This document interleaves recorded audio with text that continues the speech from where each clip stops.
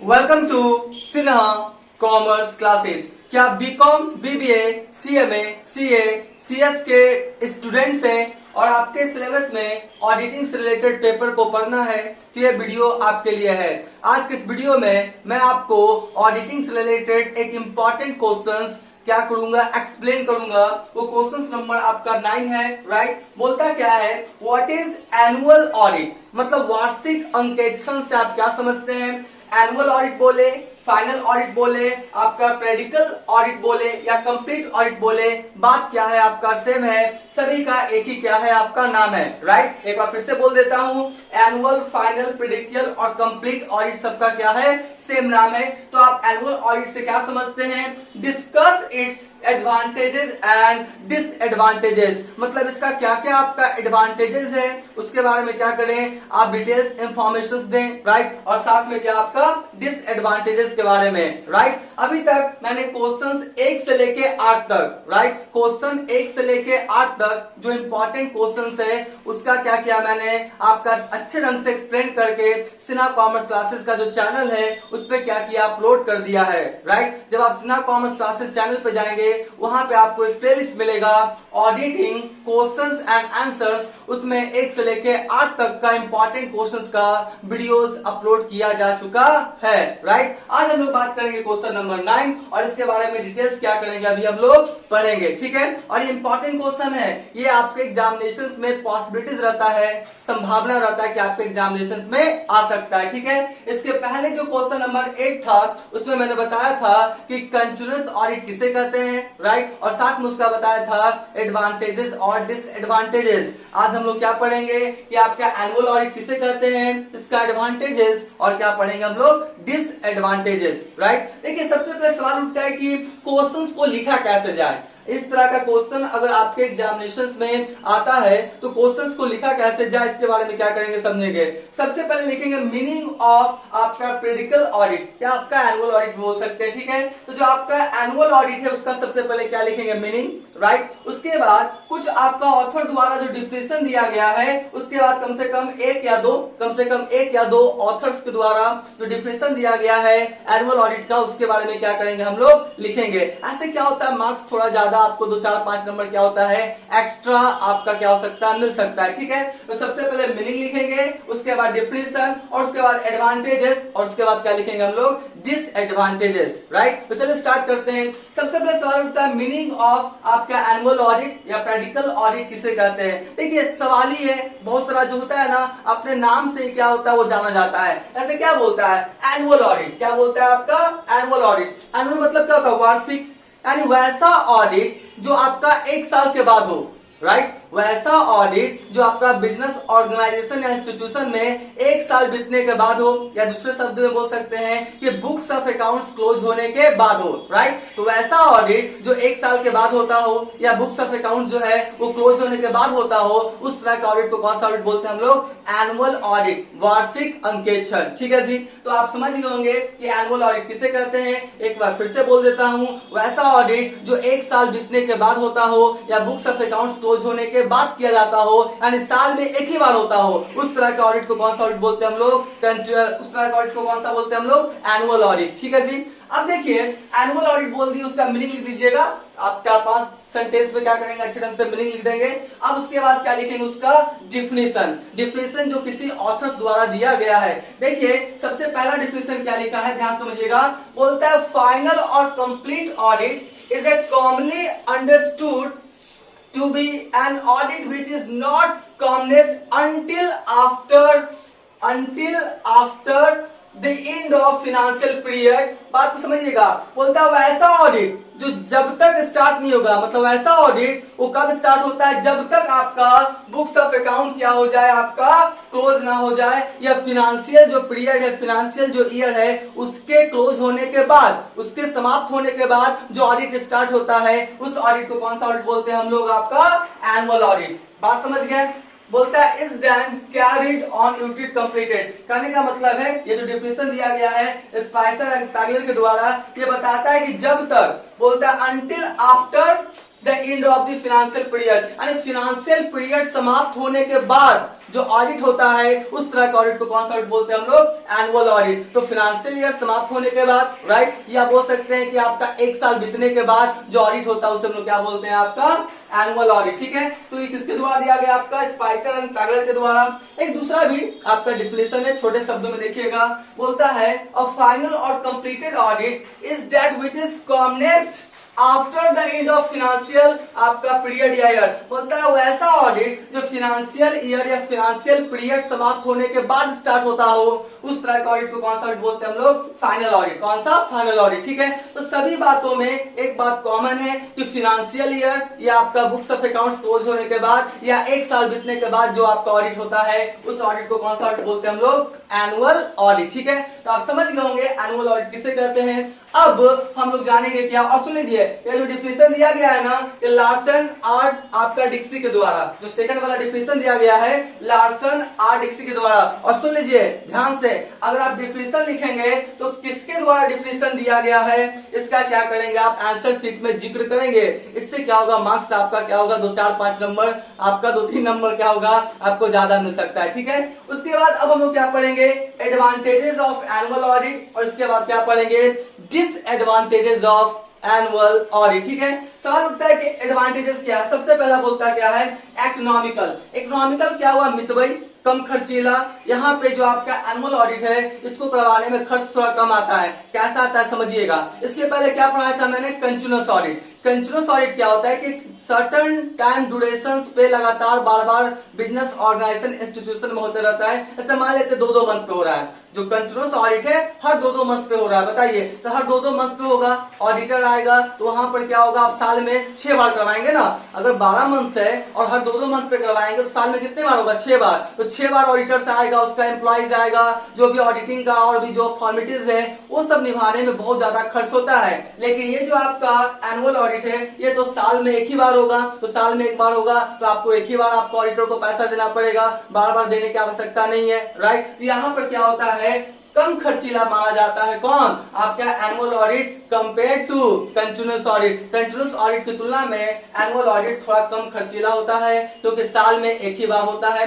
Continuous audit क्या होता है? बार बार होता है तो वहां पर ज्यादा खर्च होता है। तो पहला एडवांटेज क्या हुआ कि एनुअल ऑडिट क्या होता है? इकोनॉमिकल होता है, मितव्ययी होता है, कम खर्चीला होता है। ठीक है, जो कि आपका एनुअल ऑडिट का क्या है? एडवांटेज है। ठीक है, दूसरा समझ लीजिए टाइम सेविंग। बिल्कुल सही है, टाइम का बचत होता है जी। देखिए, अगर आप कंटिन्यूअस ऑडिट करवाएंगे, मान लेते हैं हर 2-2 मंथ पे करवा रहे हैं, तो वहां पर क्या होगा? आपको बार बार आपका ऑडिटर जाएगा, ऑडिटर का जो आपका एम्प्लॉइज है वो जाएगा, हमेशा आपका क्या हो जाएगा? डिस्टर्ब रहेगा। बुक्स ऑफ अकाउंट्स मेंटेन करेगा फर्म, आपका ऑर्गेनाइजेशन इंस्टीट्यूशन, उसको रुकना पड़ेगा क्योंकि 2 मंथ के बाद आपका ऑडिटिंग होगा। यहाँ पर क्या होता है? आराम से क्या होता है? 1 साल के बाद क्या होता है? ऑडिटिंग का काम स्टार्ट होता है। तो यहाँ पर क्या होता है?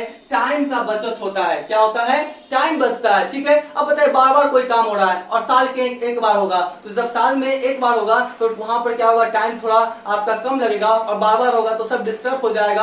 आपका बिजनेस ऑर्गेनाइजेशन का भी आपका एम्प्लॉइज और जो ऑडिटर के अंदर काम करते हैं वो भी एम्प्लॉइज क्या हो जाएंगे? आपका इफेक्टेड हो जाएंगे। तो वहां पर टाइम ज्यादा बर्बाद होता है। लेकिन एनुअल ऑडिट साल में एक बार होता है, तो यहाँ पर क्या होता है? टाइम थोड़ा ज्यादा बचता है। ठीक है, तो दूसरा एडवांटेज हुआ कि टाइम का बचत होगा। तीसरा क्या बोलता है? Continuity in audit. बात को समझिएगा। देखिए, अगर आप 2-2 मंथ पे करवा रहे हैं कंटिन्यूअस ऑडिट में, तो आप 2 मंथ किया फिर रुका, फिर 2 मंथ किया फिर रुका, फिर 2 मंथ किया फिर रुका, तो इस तरह से क्या होता है? कंटिन्यूटी आपका क्या होता है? आपका ब्रेक हो जाता है। किसमें? कंटिन्यूअस ऑडिट में। लेकिन ये वाला जो है एनुअल ऑडिट, ये तो आपका 1 साल के अंत में होगा। तो 1 साल के अंत में क्या करेगा? स्टार्ट करेगा और पूरा ऑडिटिंग खत्म करके क्या करेगा? रुकेगा। तो यहाँ पर क्या होता है? कंटिन्यूटी अंकेक्षण में बना रहता है। ठीक है, एनुअल ऑडिट में। लेकिन कंटिन्यूअस ऑडिट में क्या होता है? ब्रेक हो जाता है। तो तीसरा जो आपका एडवांटेज हुआ कि कंटिन्यूअस ऑडिट जो है एनुअल ऑडिट में आपका कंटिन्यूटी ऑडिट का बना रहता है, जो कि एक तरह का क्या है? एडवांटेजेस है। फिर क्या बोलता है? सुन लीजिए, इम्पॉसिबिलिटीज टू चेंज ऑडिटेड अकाउंट्स। बात को समझिएगा। जो आपका कंटिन्यूअस ऑडिट था उसमें मान लेते 2 महीना का ऑडिटिंग हो चुका, जनवरी फरवरी का मान लेते हैं, तो वो मार्च अप्रैल से स्टार्ट करेगा, तो जनवरी फरवरी के फिगर में चेंजिंग कर सकता है आपका बिजनेस ऑर्गेनाइजेशन इंस्टीट्यूशंस का एम्प्लॉइज। लेकिन इसमें क्या कर सकता? नहीं कर सकता है। ये साल के अंत में आएगा और पूरा बुक्स ऑफ अकाउंट चेक करने के बाद ही छोड़ेगा।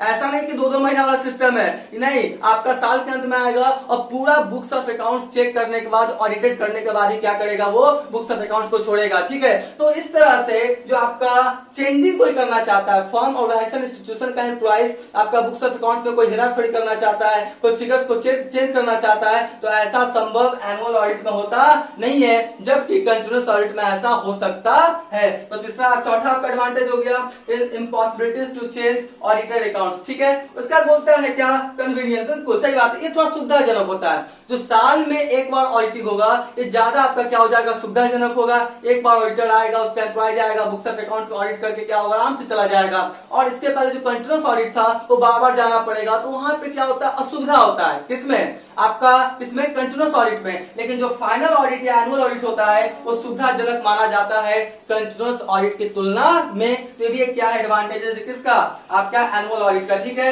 उसके बाद क्या बोलता है, मोरल इफेक्ट ऑन एम्प्लॉयज। सुनिए, आपका क्या होता है, मोरल इफेक्ट पड़ता है किस पे, आपका संस्था के एम्प्लॉयज पे। वो किसी तरह का हेरा फेरी, आपका गबन वगैरह, आपका फर्स वगैरह करने से क्या होता है, डरता है। उसको पता है कि साल के अंत में ऑडिटिंग होगा, अगर हम कुछ गलती करेंगे तो क्या करेगा, फाइंड आउट कर लेगा। ठीक है, तो आपका क्योंकि साल के अंत में पूरा बुक्स ऑफ अकाउंट्स का क्या होता है, डिटेल्स आपका क्या होता है, चेकिंग होता है। लेकिन कंटिन्यूअस ऑडिट में क्या हुआ, मान लेते जनवरी फरवरी का हुआ, तो आप मार्च से करेगा, तो जनवरी फरवरी वाला में चेंजिंग एम्प्लॉय कर सकता है। तो वो तो जानता है कि जनवरी फरवरी कर दिया तो नहीं करेगा, अब तो आपका मार्च अप्रैल मई से स्टार्ट करेगा, तो आपका जनवरी फरवरी वाला में चेंजिंग कर सकता है। लेकिन इसमें क्या होगा, एक साल बीतने के बाद करेगा तो पूरा आपका स्टार्ट करेगा, राइट, आपका बिगिनिंग टू एंड। तो कौन वाला गलती कहां पे पकड़ ले ऑडिटर, तो आपका क्या होता है, यहाँ पे जो संस्था का कर्मचारी है, एक साइकोलॉजिकल मानसिक तौर पे उसको एक क्या होता है, इफेक्ट मिलता है, प्रभावित होता है कि गलती करेंगे तो आप ऑडिटर उसको फाइंड आउट कर सकता है और हमको पनिशमेंट वगैरह भी मिल सकता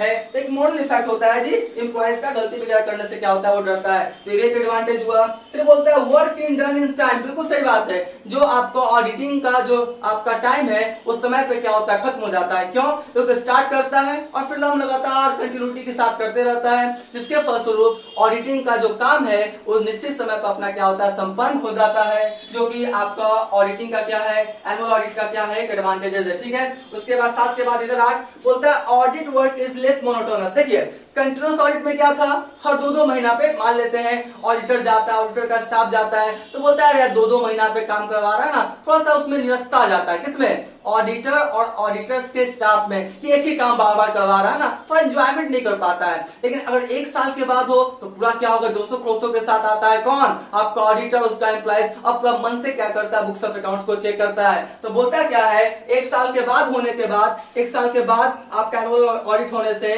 जो ऑडिट वर्क है वो ज्यादा आपका मोनोटोनस होता नहीं है, लेस। क्या बोलता है, लेस मोनोटोनस, मतलब लेस मोनोटोनस मतलब स्टाफ लोग को आपका ऑडिटिंग का काम करने में थोड़ा सा अच्छा फील होता है कंपेयर टू कंटिन्यूअस ऑडिट। ये भी क्या है, एक आपका एडवांटेजेस हुआ। नंबर 9 में बोलता है रिड्यूस चेंजेस ऑफ आपका फ्रॉड इम्पर्सनल अकाउंट। आपका इम्पर्सनल अकाउंट्स में, इम्पर्सनल अकाउंट्स किससे कहते हैं, रियल अकाउंट और आपका कौन वाला, आपका नॉमिनल अकाउंट, यानी assets, properties, expenses, losses, profit, incomes वाला जो आपका अकाउंट्स है, उसमें आपका किसी तरह का फिगर वगैरह चेंजिंग करना पॉसिबल होता नहीं है by the help of annual audit, क्योंकि एनुअल ऑडिट साल के अंत में होता है। आपका जो ऑडिटर है पूरा आपका चेक करेगा, personal account, real account, nominal accounts. तो अगर कोई चाहता है स्टाफ कि हम पर्सनल अकाउंट मतलब आपका रियल और नॉमिनल अकाउंट्स में चेंजिंग कर ले, ऐसा संभव नहीं होता है। ठीक है, तो ये भी क्या हुआ, एक एडवांटेजेस हुआ। फिर क्या बोलता है, एडवांटेजेस टू दी ऑडिटर। देखिए, साल के अंत में होता है, ऑडिटर आराम से जाता है, सारा बुक्स ऑफ अकाउंट्स को चेक करता है, किसी तरह का हड़बड़ाहट वगैरह, किसी तरह का परेशानी वगैरह होता नहीं है। तो अगर आपका एनुअल ऑडिट है उसके द्वारा जो ऑडिटर है उसको भी क्या होता है, बहुत सारा एडवांटेजेस मिलता है। ठीक है, तो ये क्या था आपका एडवांटेजेस ऑफ एनुअल ऑडिट बोले, आपका फाइनल, प्रेडिक्टिव और कंप्लीट ऑडिट बोले। ठीक है, अब इसके बाद हम लोग पढ़ेंगे कौन सा, आपका डिसएडवांटेजेस ऑफ आपका एनुअल ऑडिट। अभी तक इसका क्या करें, स्क्रीनशॉट ले लें।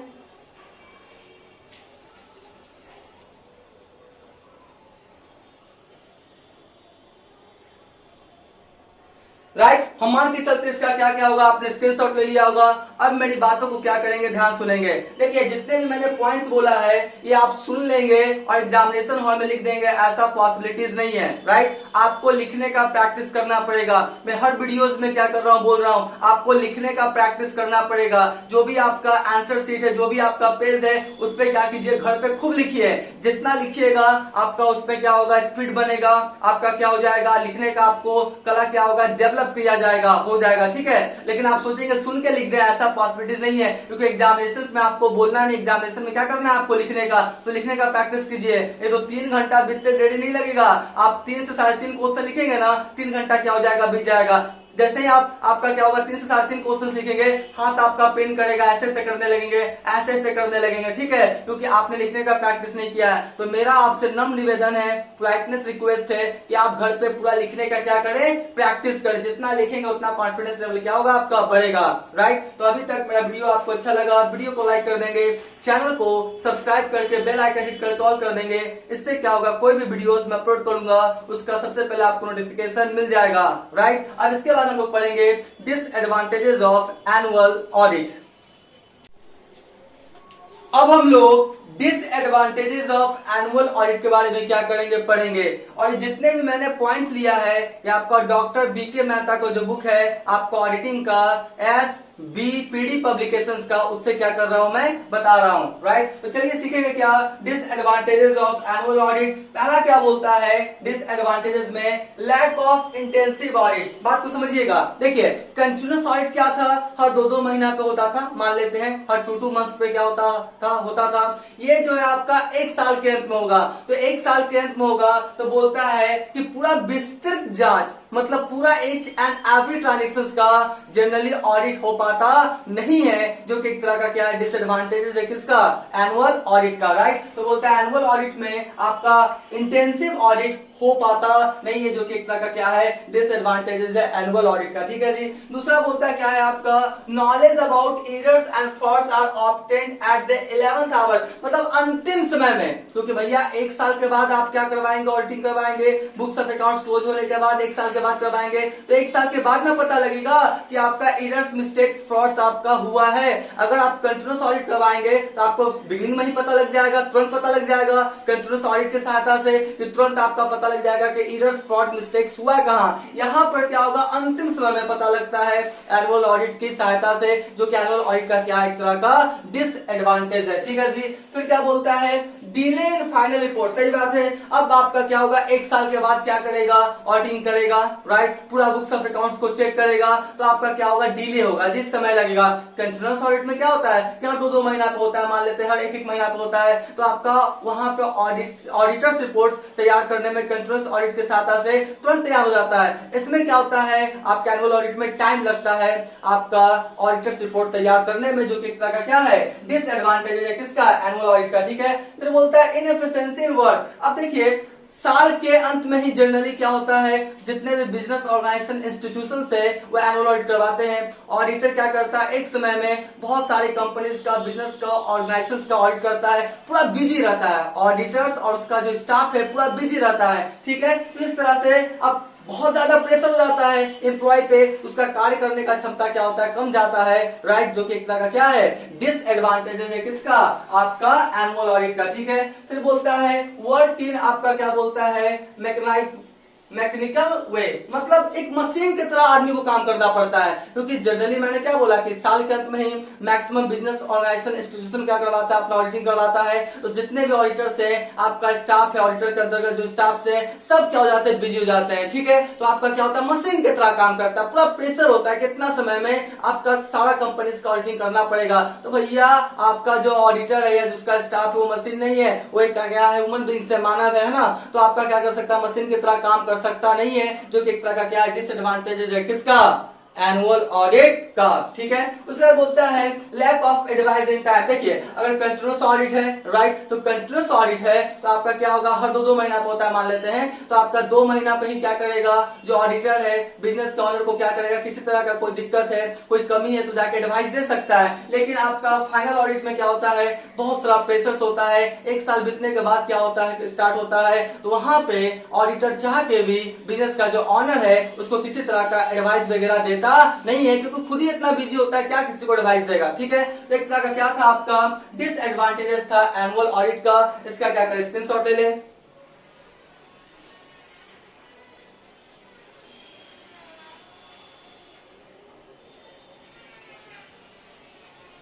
राइट, हम मान के चलते इसका क्या क्या होगा, आप स्क्रीनशॉट ले लिया होगा। आप मेरी बातों को ध्यान से देंगे, ध्यान से सुनेंगे। देखिए कंटिन्यूअस ऑडिट का जो एडवांटेजेस है वो एनुअल ऑडिट का डिसएडवांटेजेस हो जाएगा, ठीक है। और कंटिन्यूअस ऑडिट का जो आपका डिसएडवांटेजेस है वो एडवांटेजेस हो जाएगा एनुअल ऑडिट का, ठीक है। तो अगर आप थोड़ा सा अपना क्या करेंगे, माइंड को यूज करेंगे, तो कंटिन्यूअस ऑडिट अगर आपने पढ़ लिया है तो आपका एनुअल ऑडिट का कॉन्सेप्ट क्लियर हो जाएगा, या आपने एनुअल ऑडिट पढ़ लिया है तो कंटिन्यूअस ऑडिट का क्या हो जाएगा, आपका कॉन्सेप्ट क्लियर हो जाएगा, ठीक है। तो आज का वीडियो हम लोग क्या करेंगे, यही पेंट करेंगे। आने वाले समय में और भी मैं आपको वीडियोस अपलोड करते चले जाऊंगा, क्लास 11, 12 बीकॉम से जितने भी आपका रिलेटेड आपका सिलेबस है, पेपर से सभी का। तो आज का वीडियो एंड करते हैं। Thank you.